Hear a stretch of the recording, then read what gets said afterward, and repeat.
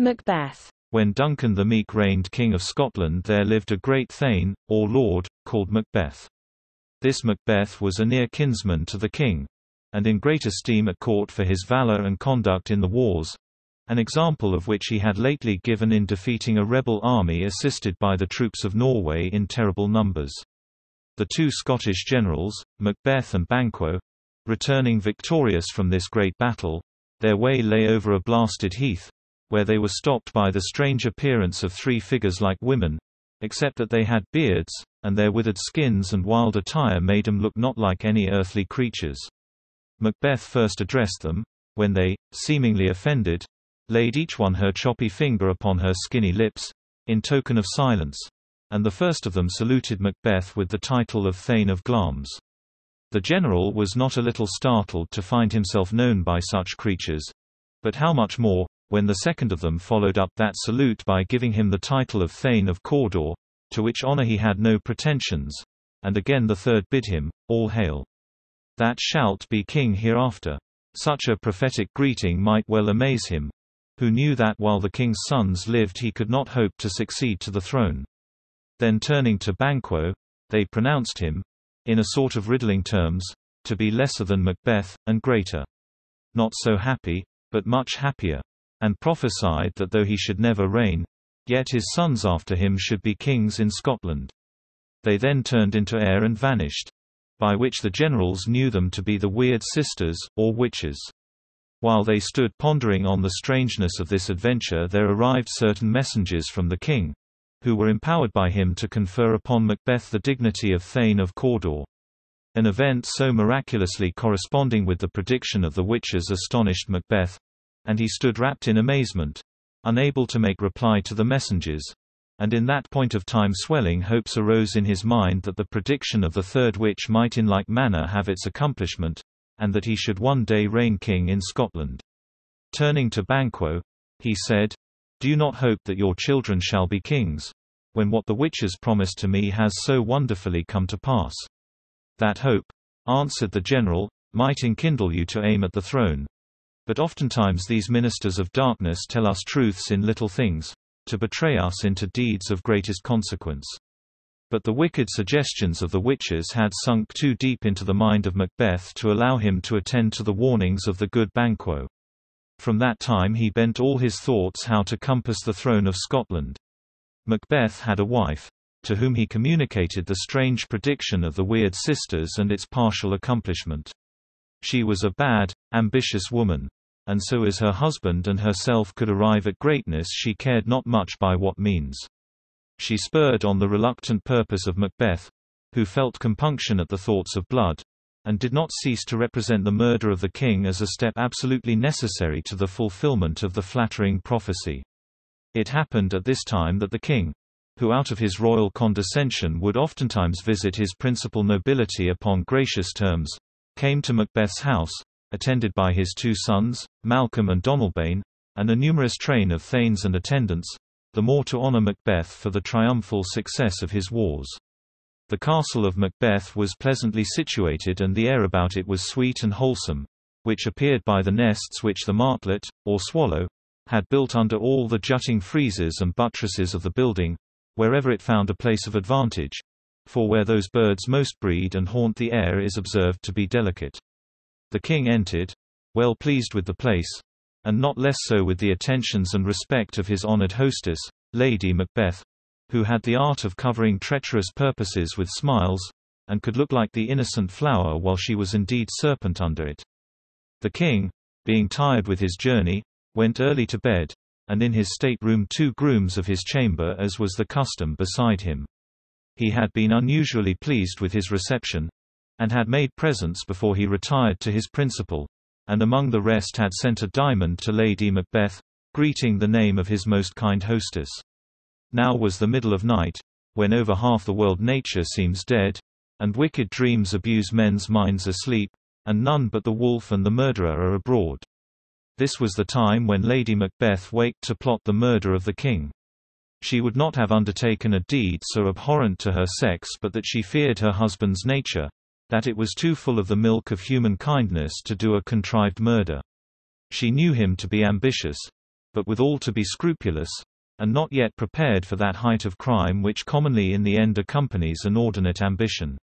She had won him to consent to the murder, but she doubted his resolution, and she feared that the natural tenderness of his disposition more humane than her own would come between and defeat the purpose. So with her own hands armed with a dagger she approached the king's bed, having taken care to ply the grooms of his chamber so with wine that they slept intoxicated and careless of their charge. There lay Duncan in a sound sleep after the fatigues of his journey, and as she viewed him earnestly there was something in his face, as he slept, which resembled her own father, and she had not the courage to proceed. She returned to confer with her husband. His resolution had begun to stagger. He considered that there were strong reasons against the deed. In the first place, he was not only a subject, but a near kinsman to the king, and he had been his host and entertainer that day, whose duty, by the laws of hospitality, it was to shut the door against his murderers, not bear the knife himself. Then he considered how just and merciful a king this Duncan had been, how clear of offence to his subjects, how loving to his nobility, and in particular to him, that such kings are the peculiar care of heaven, and their subjects doubly bound to revenge their deaths. Besides, by the favours of the king, Macbeth stood high in the opinion of all sorts of men, and how would those honours be stained by the reputation of so foul a murder? In these conflicts of the mind Lady Macbeth found her husband inclining to the better part and resolving to proceed no further. But she, being a woman not easily shaken from her evil purpose, began to pour in at his ears words which infused a portion of her own spirit into his mind, assigning reason upon reason why he should not shrink from what he had undertaken. How easy the deed was, how soon it would be over, and how the action of one short night would give to all their nights and days to come sovereign sway and royalty. Then she threw contempt on his change of purpose, and accused him of fickleness and cowardice, and declared that she had given suck, and knew how tender it was to love the babe that milked her, but she would, while it was smiling in her face, have plucked it from her breast and dashed its brains out if she had so sworn to do it as he had sworn to perform that murder. Then she added, how practicable it was to lay the guilt of the deed upon the drunken, sleepy grooms. And with the valor of her tongue she so chastised his sluggish resolutions that he once more summoned up courage to the bloody business. So, taking the dagger in his hand, he softly stole in the dark to the room where Duncan lay, and as he went he thought he saw another dagger in the air, with the handle toward him, and on the blade and at the point of it drops of blood. But when he tried to grasp at it, it was nothing but air, a mere phantasm proceeding from his own hot and oppressed brain and the business he had in hand. Getting rid of this fear, he entered the king's room, whom he dispatched with one stroke of his dagger. Just as he had done the murder, one of the grooms who slept in the chamber laughed in his sleep, and the other cried, "Murder," which woke them both. But they said a short prayer. One of them said, "God bless us," and the other answered, "Amen," and addressed themselves to sleep again. Macbeth, who stood listening to them, tried to say, "Amen," when the fellow said, "God bless us." But, though he had most need of a blessing, the word stuck in his throat and he could not pronounce it. Again he thought he heard a voice which cried, "Sleep no more. Macbeth doth murder sleep, the innocent sleep, that nourishes life." Still it cried, "Sleep no more," to all the house. Glamis hath murdered sleep, and therefore Cawdor shall sleep no more, Macbeth shall sleep no more. With such horrible imaginations Macbeth returned to his listening wife, who began to think he had failed of his purpose and that the deed was somehow frustrated. He came in so distracted a state that she reproached him with his want of firmness and sent him to wash his hands of the blood which stained them, while she took his dagger, with purpose to stain the cheeks of the grooms with blood, to make it seem their guilt. Morning came, and with it the discovery of the murder, which could not be concealed. And though Macbeth and his lady made great show of grief, and the proofs against the grooms, the dagger being produced against them and their faces smeared with blood, were sufficiently strong, yet the entire suspicion fell upon Macbeth, whose inducements to such a deed were so much more forcible than such poor silly grooms could be supposed to have, and Duncan's two sons fled. Malcolm, the eldest, sought for refuge in the English court, and the youngest, Donalbain, made his escape to Ireland. The king's sons, who should have succeeded him. Having thus vacated the throne, Macbeth as next heir was crowned king. And thus the prediction of the Weird Sisters was literally accomplished. Though placed so high, Macbeth and his queen could not forget the prophecy of the Weird Sisters that, though Macbeth should be king, yet not his children, but the children of Banquo, should be kings after him. The thought of this, and that they had defiled their hands with blood, and done so great crimes, only to place the posterity of Banquo upon the throne, so rankled within him that they determined to put to death both Banquo and his son, to make void the predictions of the Weird Sisters, which in their own case had been so remarkably brought to pass. For this purpose they made a great supper, to which they invited all the chief thanes, and among the rest, with marks of particular respect, Banquo and his son Fleance were invited. The way by which Banquo was to pass to the palace at night was beset by murderers appointed by Macbeth, who stabbed Banquo, but in the scuffle Fleance escaped. From that Fleance descended a race of monarchs who afterward filled the Scottish throne, ending with James VI of Scotland and I of England, under whom the two crowns of England and Scotland were united. At supper, the Queen, whose manners were in the highest degree affable and royal, played the hostess with a gracefulness and attention which conciliated everyone present, and Macbeth discoursed freely with his thanes and nobles, saying that all that was honourable in the country was under his roof, if he had but his good friend Banquo present, whom yet he hoped he should rather have to chide for neglect than to lament for any mischance. Just at these words the ghost of Banquo, whom he had caused to be murdered, entered the room and placed himself on the chair which Macbeth was about to occupy. Though Macbeth was a bold man, and one that could have faced the devil without trembling, at this horrible sight his cheeks turned white with fear and he stood quite unmanned, with his eyes fixed upon the ghost. His queen and all the nobles, who saw nothing, but perceived him gazing as they thought upon an empty chair, took it for a fit of distraction, and she reproached him, whispering that it was but the same fancy which made him see the dagger in the air when he was about to kill Duncan.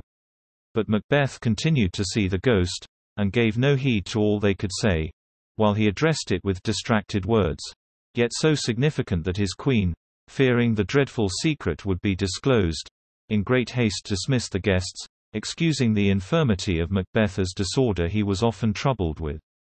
To such dreadful fancies Macbeth was subject.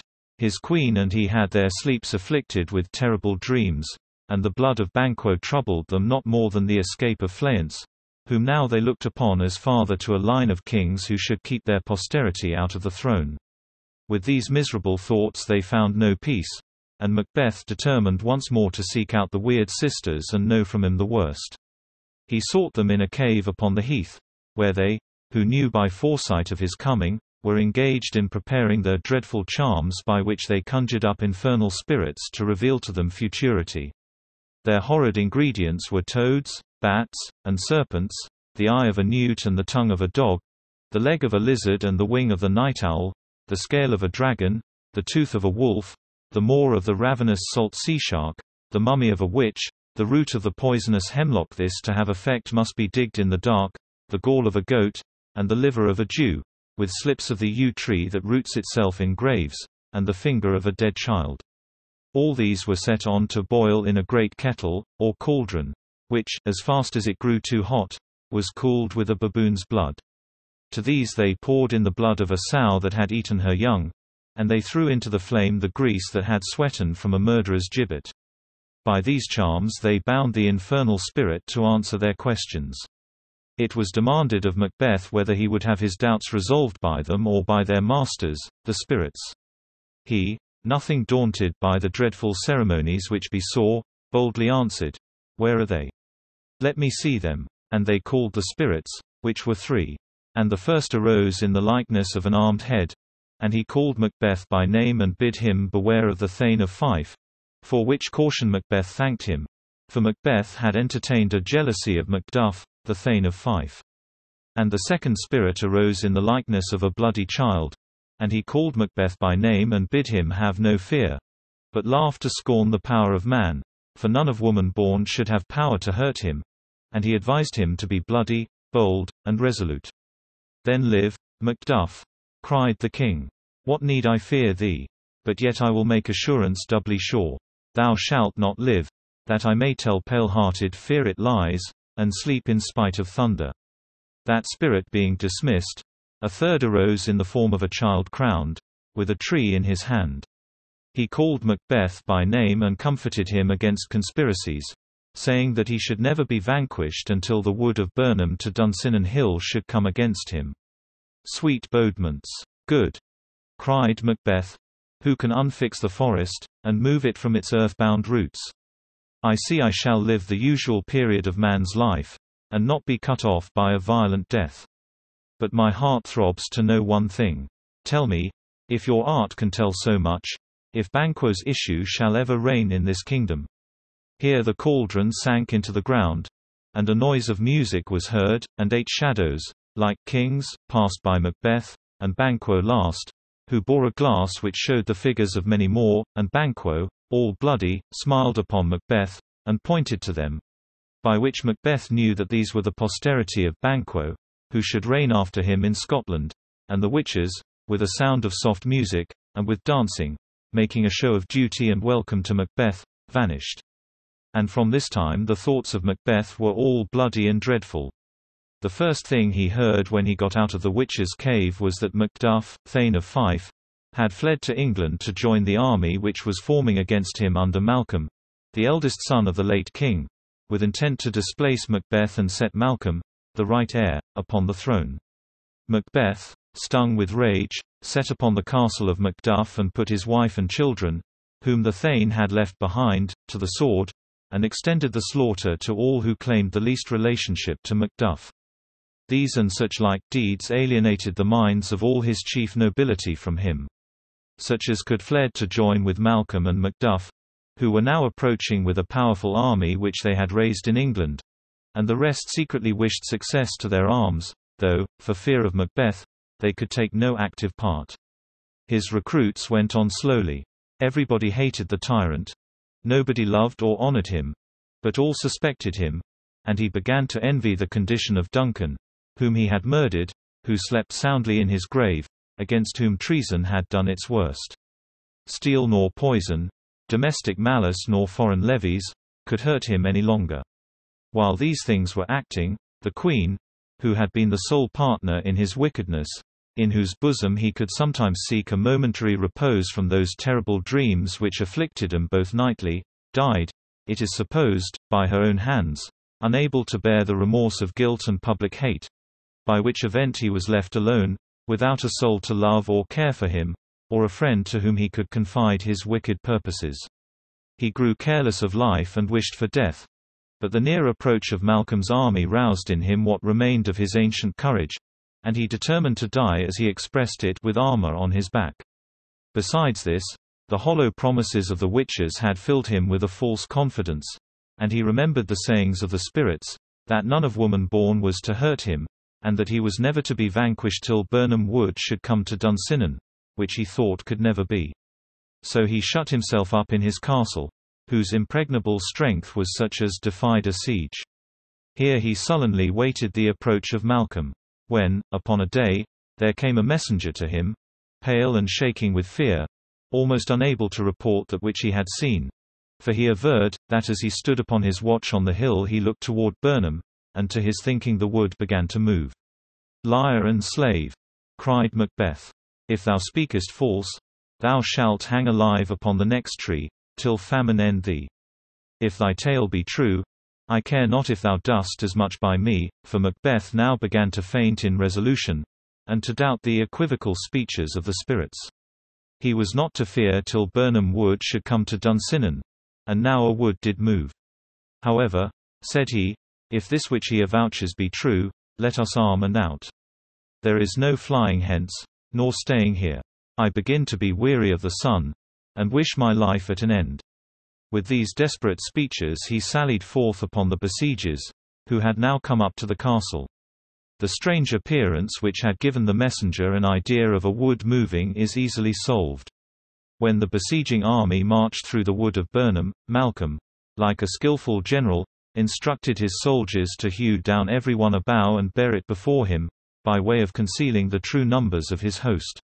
This marching of the soldiers with bows had at a distance the appearance which had frightened the messenger. Thus were the words of the spirit brought to pass, in a sense different from that in which Macbeth had understood them, and one great hold of his confidence was gone. And now a severe skirmishing took place, in which Macbeth, though feebly supported by those who called themselves his friends, but in reality hated the tyrant and inclined to the party of Malcolm and Macduff, yet fought with the extreme of rage and valor, cutting to pieces all who were opposed to him, till he came to where Macduff was fighting. Seeing Macduff, and remembering the caution of the spirit who had counseled him to avoid Macduff, above all men, he would have turned, but Macduff, who had been seeking him through the whole fight, opposed his turning, and a fierce contest ensued, Macduff giving him many foul reproaches for the murder of his wife and children. Macbeth, whose soul was charged enough with blood of that family already, would still have declined the combat. But Macduff still urged him to it, calling him tyrant, murderer, hellhound, and villain. Then Macbeth remembered the words of the spirit, how none of woman born should hurt him, and, smiling confidently, he said to Macduff, "Thou lostest thy labor, Macduff. As easily thou mayest impress the air with thy sword as make me vulnerable. I bear a charmed life, which must not yield to one of woman born.